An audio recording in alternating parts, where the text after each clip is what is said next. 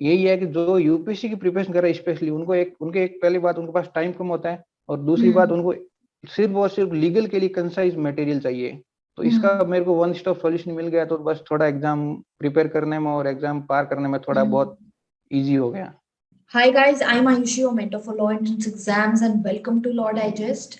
आज की इस वीडियो में जो कि हमारी सीरीज चलती आ रही है ऑफ टिप्स फ्रॉम टॉपर्स, हम लोगों की सक्सेस स्टोरीज डिस्कस कर रहे हैं।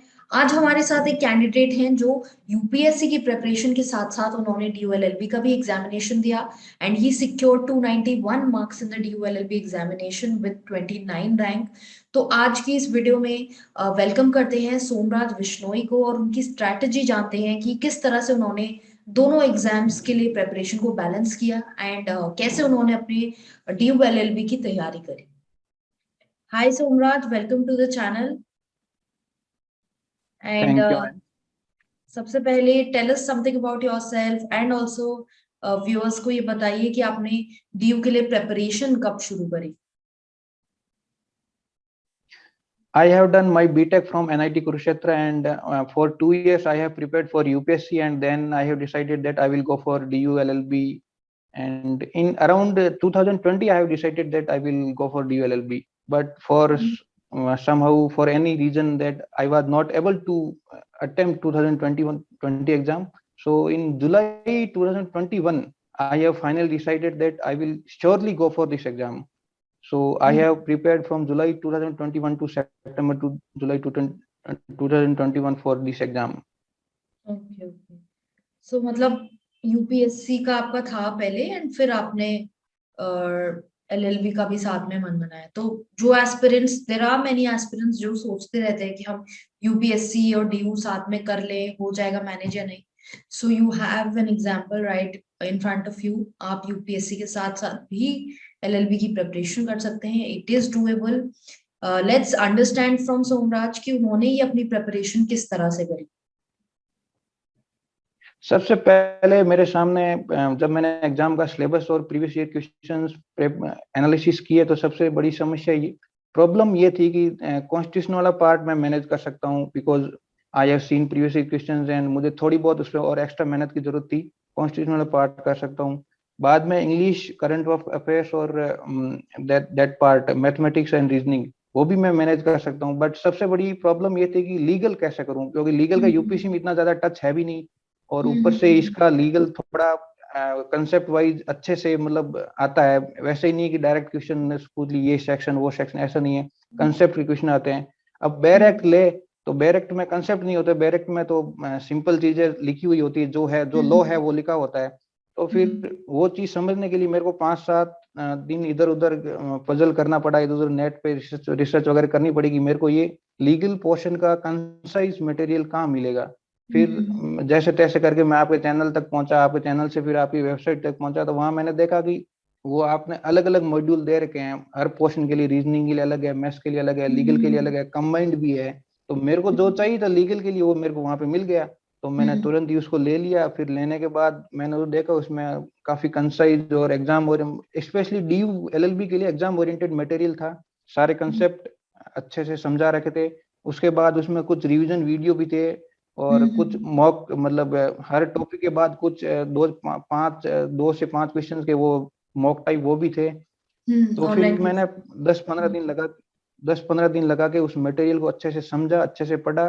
पढ़ने के बाद जब मुझे समझ आ गया, मैंने मॉक्स वगैरह सारे किए, तो फिर मैंने उस मटेरियल के अपने हैंड रिटन नोट्स बना लिए दोबारा 5-7 दिन लगा के। तो इस तरह से मेरा एक बार मतलब कि पढ़ने वाला पार्ट पूरा हो गया। अब मेरे को सिर्फ और सिर्फ इस चीज की रिवीजन की और प्रीवियस ईयर क्वेश्चन पेपर की जरूरत थी। फिर मैंने एक गाइड बुक उठाई, उसमें से प्रीवियस ईयर क्वेश्चन पेपर उस एक टॉपिक लिया उसके सारे कर लिए, एक टॉपिक लिया उसके सारे कर लिए। और फिर मैंने लीगल को एकदम साइड में रख दिया, कि लीगल मेरा अच्छे से हो चुका था। फिर मैंने बाकी पोर्शन 2-3 दिन लगा के कॉन्स्टिट्यूशन में क्या क्या आता है वो एनालिसिस करके, फिर उसके रिलेटेड जैसे कॉन्स्टिट्यूशनल कमेटीज के फैक्ट वगैरह, फिर union executive, state executive, fundamental rights, fundamental duties, DPSPs and judiciary, mainly यही इसी पोर्शन के हर बार क्वेश्चन आते हैं। क्वेश्चन के कंसेप्ट तक रिपीट हो जाते हैं, 2-3 साल पहले के इस बार आ गए, इस बार वाले 2-3 साल बाद आ जाएंगे, ऐसे रिपीट होते हैं। तो फिर उससे एग्जैक्ट आइडिया लगे क्या आता है, तो फिर मैंने वो जो भी मेरे को उसमें फैक्ट याद करने थे वो सारे फैक्ट मैंने 2-3 पेज पे लिख के रख लिए, वो भी याद कर लिए। उसके बाद करंट आता है, फिर मैंने करंट का पेपर का एनालिसिस किया, तो उसमें मैंने ये देखा कि ज्यादा question Nobel prize, sports awards, books के, और थोड़े बहुत स्टैटिक करंट स्टैटिक जीके आता है, जैसे कि सुप्रीम कोर्ट के फर्स्ट जज वगैरह जैसे इस बार आया था, और सुप्रीम लॉ कमीशन वगैरह, और वैसे question solicitor general, attorney general, वैसे क्वेश्चन आते हैं। तो वो सारी चीजें गाइड बुक में मिल जाती है, और फिर नोबेल प्राइज वगैरह ये सारी, और सबसे बड़ी बात इंडिसेज के हर बार 1 2 3 ऐसे क्वेश्चन आते हैं कि इसमें इंडिया की क्या रैंकिंग थी, ये कौन जारी करता है, वैसे। बस करंट में मैंने यही पढ़ा, और थैंकफुली इस बार एग्जाम में ज्यादातर क्वेश्चन ही करंट के यही आए। फिर important supreme court judgments like, वो एक आपने 2-3 वीडियो में शायद डाल रखा यूट्यूब चैनल पे, वहां से मैंने वो कर ली, उसमें 30-32 जजमेंट है। और फिर आपने एक अलग से वीडियो डाल रखा जिसमें 2018-17 से लेकर 20 तक के जजमेंट और बता रखे हैं। तो जजमेंट के भी 2 से 3 क्वेश्चन आए थे, वो भी वहां से टैकल हो गए। एक क्वेश्चन तो थोड़े टफ था, बाकी वो मतलब जैसे तैसे मेरे को पता था, तो वो टैकल हो गया। तो इस तरह से यही है कि जो यूपीएससी की प्रिपरेशन कर रहे हैं स्पेशली, उनके एक पहली बात, उनके पास टाइम कम होता है, और दूसरी बात उनको सिर्फ और सिर्फ लीगल के लिए कंसाइज मटेरियल चाहिए। तो इसका मेरे को वन स्टॉप सॉल्यूशन मिल गया, तो बस थोड़ा एग्जाम प्रिपेयर करने में और एग्जाम पार करने में थोड़ा बहुत इजी हो गया। करेक्ट। ठीक है, तो ये जैसे आपकी स्ट्रैटेजी रही, आपने एकदम लीगल पे फोकस करा, understanding the pattern of the paper की लीगल की टुवर्ड्स ज्यादा ओरिएंटेड है पेपर। तो इसके टाइम पे आपको क्या डेली रूटीन रहता था, बिकॉज आपको यूपीएससी के लिए भी साथ में पढ़ना होता था, तो आप कितना टाइम डिवोट कर पाते थे, क्या आपका डेली रूटीन रहता था प्रिपरेशन के टाइम? इनिशियली मैं 2 से 3 घंटे करता था। जैसे आज मैंने आईपीसी उठा लिया, मैंने डिसाइड कर लिया कि आईपीसी की ये टॉपिक, जैसे ये टॉपिक आज पढ़ने हैं, वो मैंने पढ़े समझे, बस उसको बंद कर दिया। वैसे मैंने इनिशियली तो 15 दिन लगा के, मतलब लीगल, आईपीसी, कॉन्ट्रैक्ट, टॉर्ट, और बाकी लीगल करंट के थोड़े कंज्यूमर एक्ट वगैरह, वो सारे मैंने मतलब 15 से 16 दिन में मैंने शुरू में कर लिया था। एक बार सिर्फ पढ़ा मैंने, और कुछ नहीं, पढ़ा समझा बस। उसके बाद मैंने वापस 5-7 दिन लगा के वही रूटीन, 2 से 3 घंटे शाम को मैं एक बार वापस उन्हीं टॉपिक्स पे नजर मारता, मैंने क्या समझा वो मैं अपने हाथ से लिख देता पेज पे, तो वो मेरे क्या हैंड रिटन नोट्स टाइप हो गए।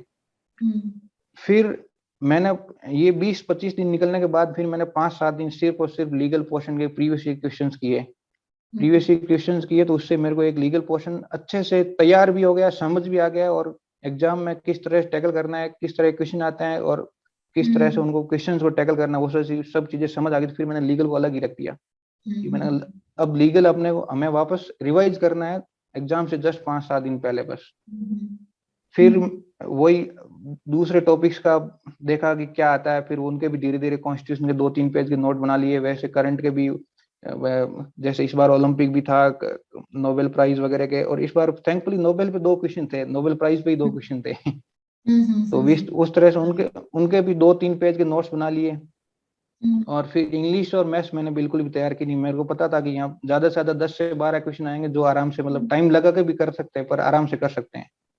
और क्योंकि आप और यूपीएससी के लिए ऑलरेडी बस प्रिपेयर कर रहे थे, तो आपका एप्टीट्यूड भी अच्छा ही रहा होगा, इंग्लिश मैथ्स रीजनिंग हाँ की ये, हो जाएगा वो तो हैंडल। तो हाँ तो इसलिए आपको कुछ उस पोर्शन को तो डिफिकल्टीज, मेरे को करने की जरूरत।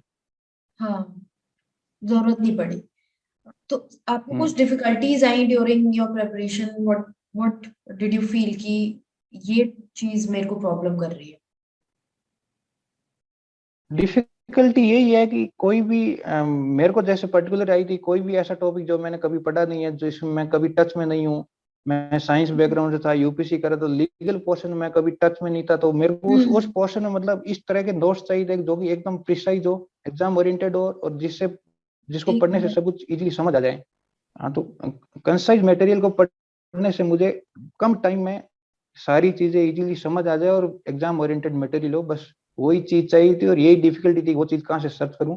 तो फिर वो चीज मेरे को काफी दिन, 2-4 दिन, 5-7 दिन लगा के इधर उधर सर्च किया, नेट पे देखा, रिव्यूज वगैरह पढ़े, तो मेरे को लगा कि ये मटेरियल मेरे लिए अच्छा रहेगा। और फिर मैंने वो खरीद के पढ़ा, मेरे को एग्जाम ओरिएंटेड लगा, और एग्जाम ओरिएंटेड सही में ही था, और क्वेश्चंस एग्जाम में, रियल एग्जाम में उससे टैकल हो गए थे। तो यही मतलब जो यूपीएससी वगैरह की एक्स्ट्रा एग्जाम्स की प्रिपरेशन कर रहे हैं उनके लिए मेन डिफिकल्टी ये है कि जो पोर्शन उनको वो बिल्कुल टच में नहीं है, उस पोर्शन से कहीं से भी नोट्स मिल जाए। हाँ, करेक्ट। ठीक है। तो आपको मॉक्स दिए होंगे आपने, क्या आपने कितना टाइम डिवोट किया मॉक्स को, कितने मॉक्स आपने दिए हैं, आपको क्या लगता है मॉक्स के बारे में, प्रिपरेशन में कितना इम्पोर्टेंट है मॉक्स? मॉक्स रियल एग्जाम में क्वेश्चंस टैकल करने और मतलब कि अपने माइंडसेट को उस तरह से डालने में काम आता है कि भाई रियल एग्जाम में जो गाइड बुक में क्वेश्चन है वैसे क्वेश्चन तो शायद ही आते हैं, थोड़े कंसेप्चुअल क्वेश्चन आते हैं, थोड़े घुमा के आते हैं। तो मॉक्स उसमें हेल्प करता है।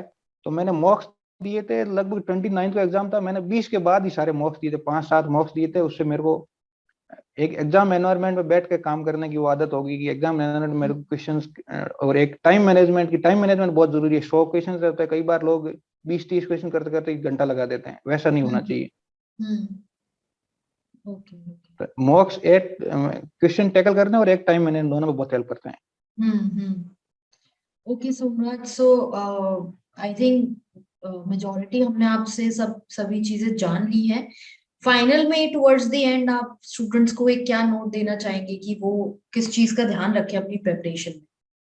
डीयू एलएलबी की प्रिपरेशन करने से पहले, डीयू एलएलबी या किसी भी एग्जाम की प्रिपरेशन सबसे पहले कोई भी स्टूडेंट को ये ध्यान में रखना चाहिए कि सिलेबस सबसे पहले पढ़े, सेकंड नंबर पे section wise previous year questions एक बार नजर मार ले कि किस टाइप के क्वेश्चन हुआ। उससे सबसे बड़ी हेल्प ये मिलती है कि हम टॉपिक से डाइवर्ट नहीं होते, हमें क्या पढ़ना है क्या नहीं पढ़ना वो हमें क्लियरली पता होता है।